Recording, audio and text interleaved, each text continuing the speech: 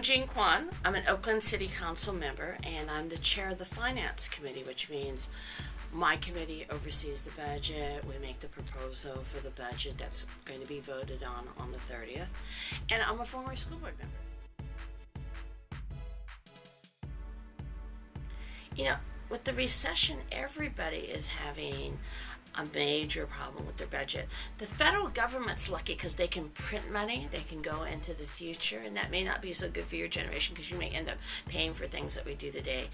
And the state can actually steal money from us. Like right now, the legislature and the mayor, the legislature and the governor are looking at taking about $18 million of Oakland's property tax and our gas tax, which we use to fix the streets, away from us.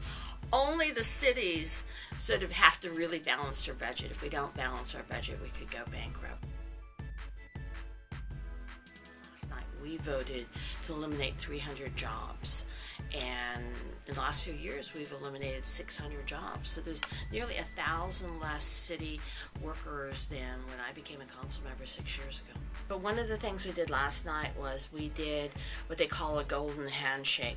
We gave a little extra money towards retirement for people who are close to retirement, to get them to retire in the next few months. And what we do, if we can get 150, and that's the estimate, 150 positions to retire, then not all of the 200 people who will get their layoff notices today may have to lose their jobs.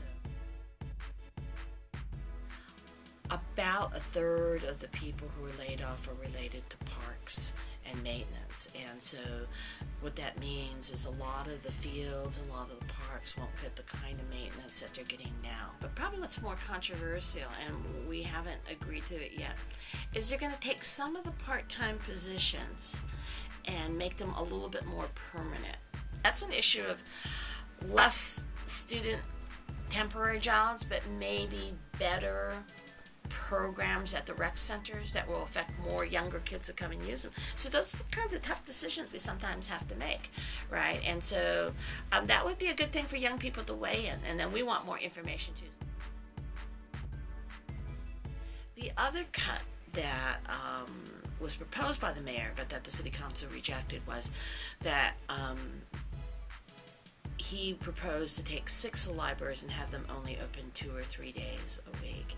Libraries. And what people felt then, and they felt this time too, is rather than anybody lose their branch, everybody would take one less day.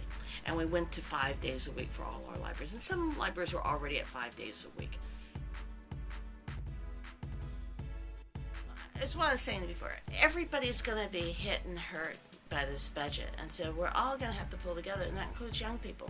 So I'm looking forward to working with all city council, looking at proposals, and I think that youth groups should reach out to neighborhood groups, and neighborhood groups should reach out to youth groups in particular, because a lot of the issues in the city around either crime, burglaries, vandalism, gang issues happen in the neighborhood. And what I've found is that when I can get adults to talk to young people, they're a lot more sympathetic and will lend a helping hand.